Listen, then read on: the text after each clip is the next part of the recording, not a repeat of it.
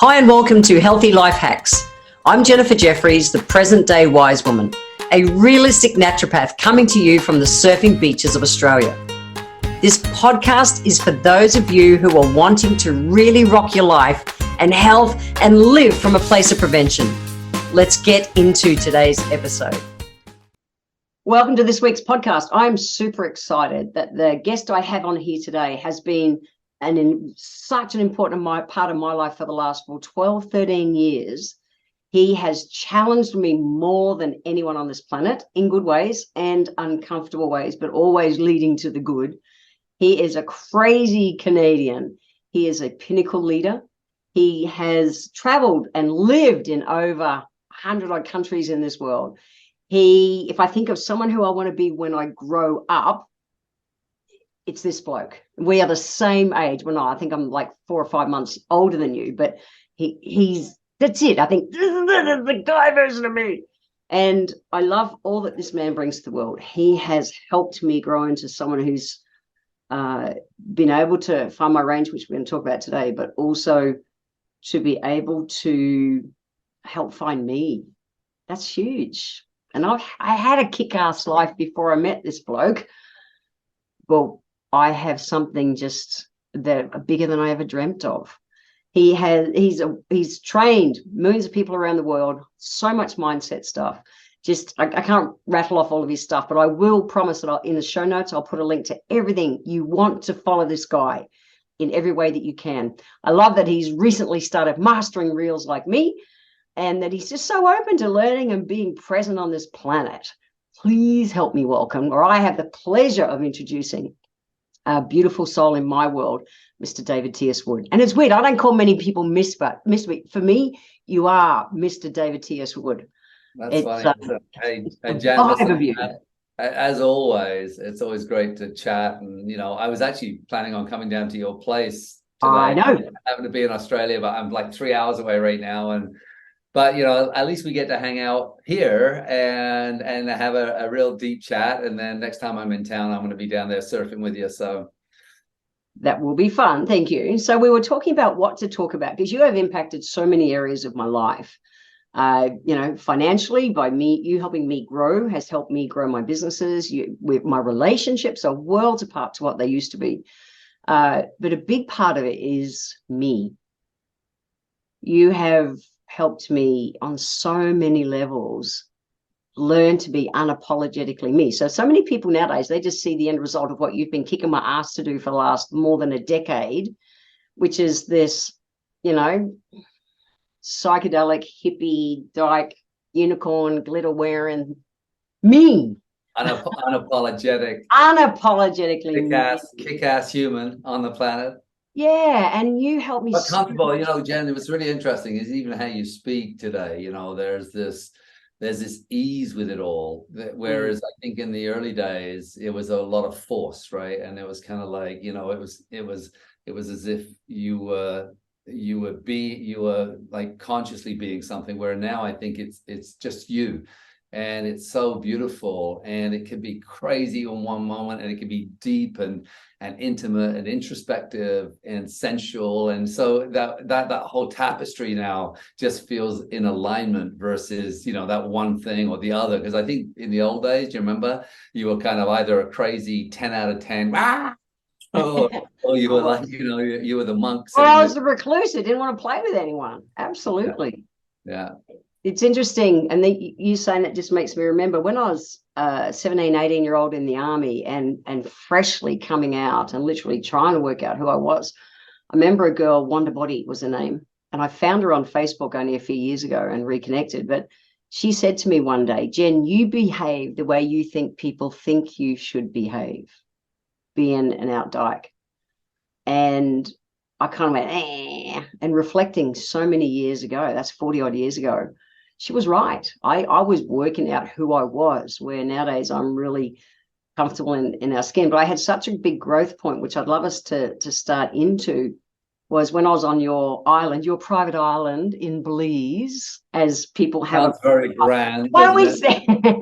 Doesn't it sound? Well, I mean, it is grand. I mean, it is. I always want to have an island so I could tell everyone to get lost and have my own set of rules. And But yeah, it's a magical place, right? Thatch Key. That's Key in Belize. You got to check it out. And it's an eco island, guys. It is seriously cool. So I want to talk about that. Maybe, how about you just give us a snapshot of even what took you, because I have not told your story. Do you want to give me the guts of your story that you want to share as to how you got to become from, the darts playing guy in England through to owning your own private? I'll do the elevator version because I know Yeah, do that. Yeah. these are quite short. Grew up and by Western standards in real poverty in a condemned building in the East End of London. I hated, well, I use the word hate now only in here. It's one of my least favorite words, but I hated everything. I hated school. I hated my parents. They separated. I left school at 15. Again, I just couldn't cope with it. Started dabbling in business. I was a window cleaner, a chimney sweep, and I was like Oliver Twist, right? I just sort of hustle. And the radical thing that changed my life, Jen, was, and I didn't know the importance of that, because everyone I knew were broke. They were getting high or they were getting drunk. And I left on a 6-day trip, which turned into 10 and a half years of backpacking around the world, 42 countries. And so I was out of this environment. And I was learning in all these new environments, 42 countries, 42 cultures. And I found my way to Canada. I was illegal in Canada for 3 years and managed to bring all of that sort of, the passion from travel and all of these different experiences. And I started dabbling in business in Canada. I grew multiple large companies. And became very wealthy financially. So it's kind of like from a rags to riches kind of a story with all of this, travel and experiences and sailing across the Atlantic. So it's kind of a bit like that. I hope that's kind of fast enough for you, but yeah, that's cool. And then you went and bought an island in Belize. Belize is the Caribbean, isn't it? The bottom of the Caribbean. Yeah, for those of you who don't know it, I know it takes 44 hours to fly there from Australia. I've done it. How many Aussies flew in for that one event? I did an event there. I think they were like half of the group. Half of us were. It was like half a dozen of us or something. It was 10 or something. It was, that was a stretch. It's a long way to go. But anyway, so at this event, and this is something I love about David, so often what my observation is, you help people move without them noticing that they've moved.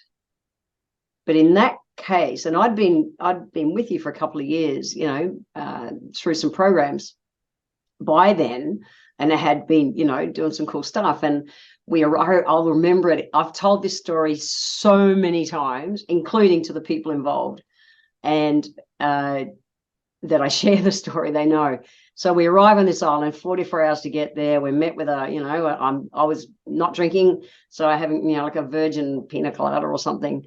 And it was like, okay, cool, meet in the Palapa, the big house in the middle of the island to start. And we're sitting there, and it was only 12 of us or something. It was a small class, and it was like a leadership. It was actually 30. Was it 30? Gosh, 30, yes. Yeah. But it was like a leadership retreat for a week, and we're sitting there, and you know me pretty well by then. Probably you knew me way more than I thought. And we're sitting there, and I remember you said something. You were on the stage, just getting ready to get started. You said something, and I went, "Oh, piss off, David!" And then behind me, I heard this. I went, "Fucking what?" And then I heard this. And I thought, "Holy shit, someone's going to die!"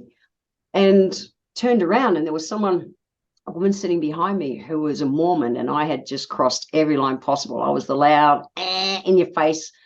Totally. Yeah, she wasn't just saying piss off either. She was using. No, I know. I said fuck for sure. Yeah, I say fuck on my podcast, David. It's okay. So, but I did, and it was so big, and your answer, and then you baited me, and I, of course, went further. Thank you for that. That's part of what you do. And the end result was one of the biggest growing instances of my life. So prior to that, I had been the loud, in your face, everyone, it's just me, just deal with it kind of chick, or the recluse where I just don't play with anyone. And I had no middle ground, because I thought middle ground meant boring, mediocre, and I wouldn't touch it. So I was just extreme kind and angry and stuff. Yeah, let's give context to that for a second. So if we look at a range like 0 to 10, in every area, we have sexual range, we have financial range, we have, emotional range. so if Jen was a 10, which was that, loud and, and just showing up and unapologetic and maybe, sort of into your face let's say confrontation. call it Yeah. more forceful Yes. or reclusive, hiding, not showing up, behind closed doors. And then, of course, we've got my Mormon friend who was also, she was, her range, let's say religious range was, Yeah. she was the 10 over here, where everything Jen was doing was pushed every button she had. it was pushed every button she had. So Jen's a 10, kind of like, rah!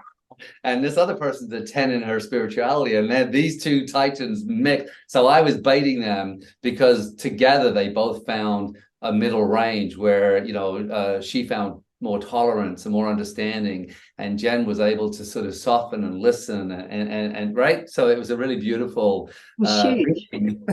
right. It was, but you bloody tied us together for like 2 days. You made us do everything. I made them partners so that they had to keep pushing each other's buttons and finding. And by the way, it's funny because I know you both so well, and it's just that was one of those catalyst moments, right? It was, and we became like beautiful, beautiful, beautiful friends out of it. And she's an amazing soul on this planet, and my life's enriched for it. But fuck, I hated you at that moment.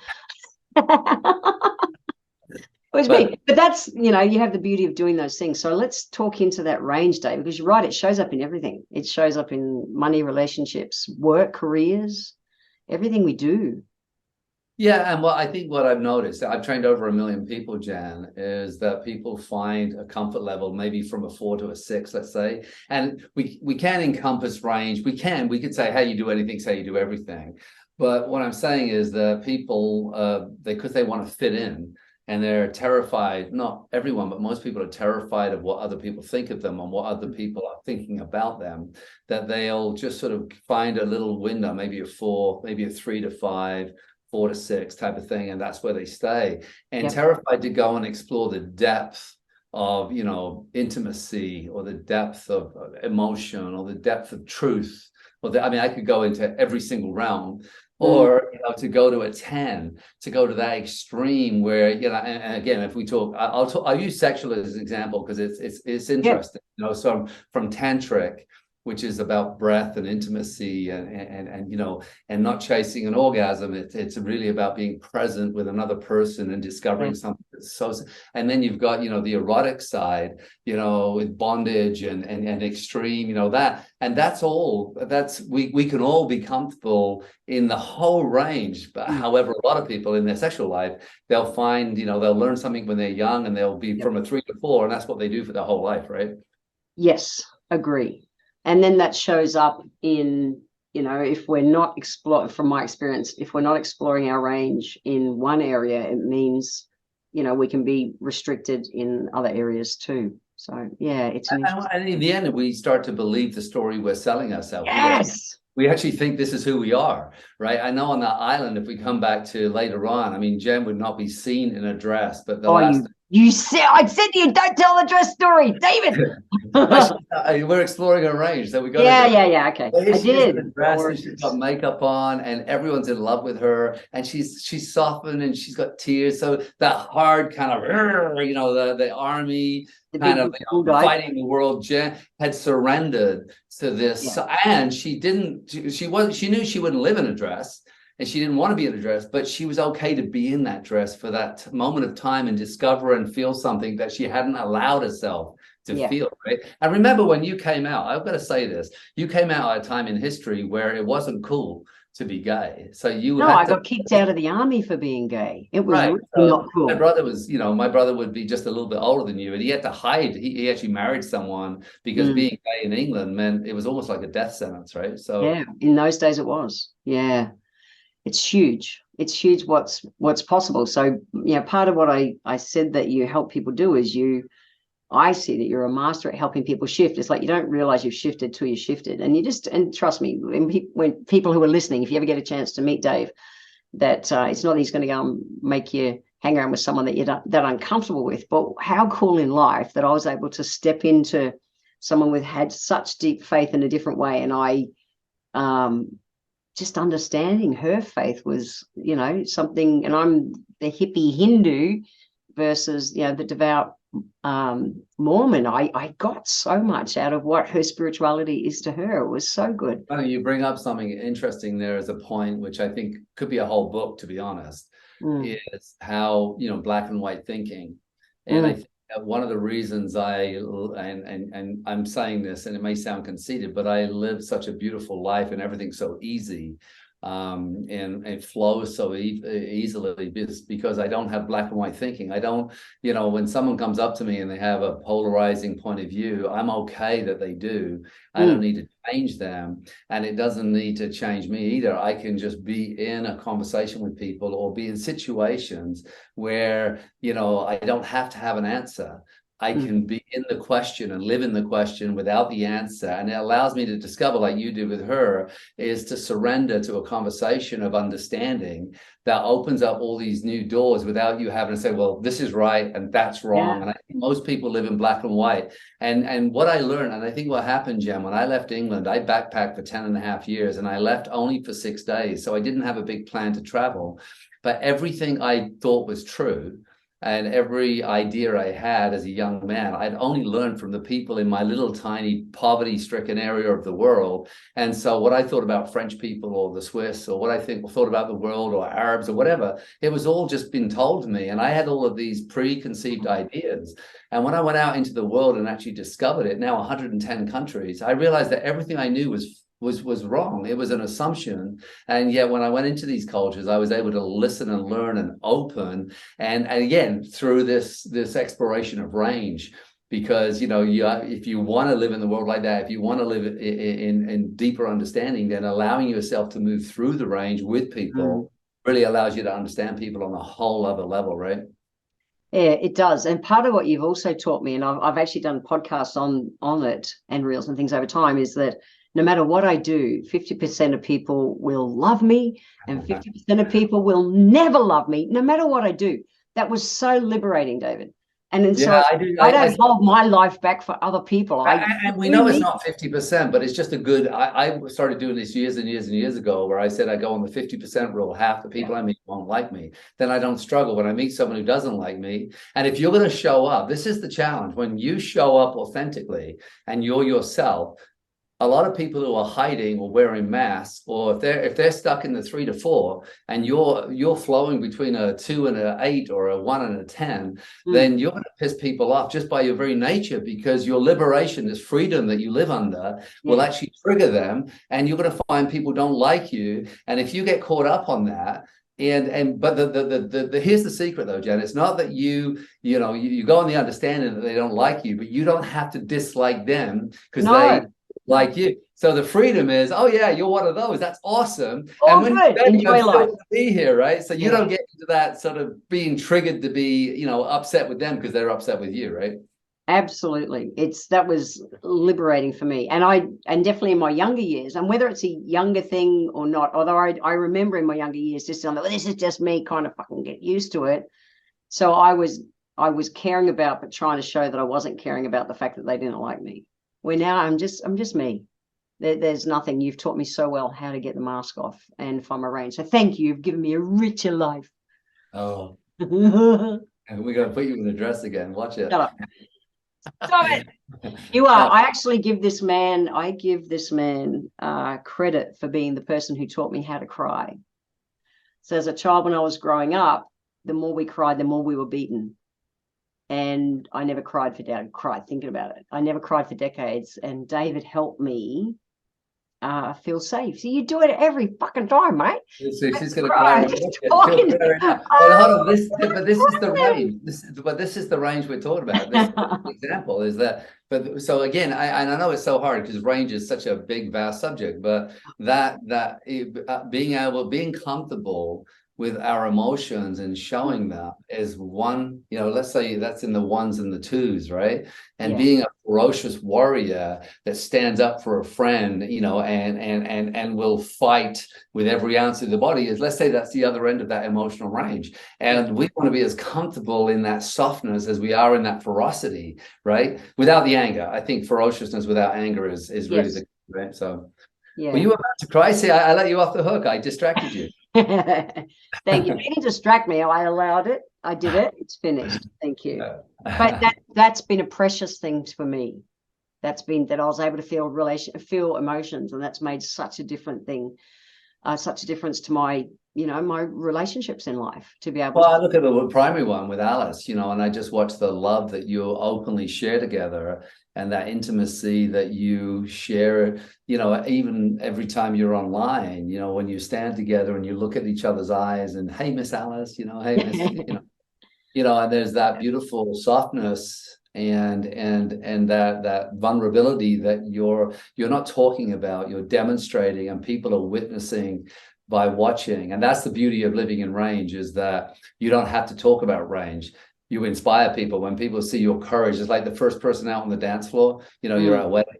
And when I go to weddings, my goal is to dance with every single human being, man and woman, at the wedding, old and young, and people who've never danced. I'll go and dance at the table with them, and that's what I do. That's my thing, right? But what you'll witness in the dance floor is that until that one person goes out, everyone wants to, but no one's willing to go first, right? And that's the beauty, right? So if you're going to live in range, you got to have the courage to actually go first as well, right? So well, that's another thing you've taught me, that everyone's waiting for someone else to go first. So we were at a gig on the weekend. We had like 4 days there together, and there was a function, the fancy dress up night, on the Saturday night. And it's just a dumb thing. I just get on and dance. And I grabbed a chick who I didn't know, and she said she'd never danced. So I was dancing and spinning around and doing my version of what I think dancing is.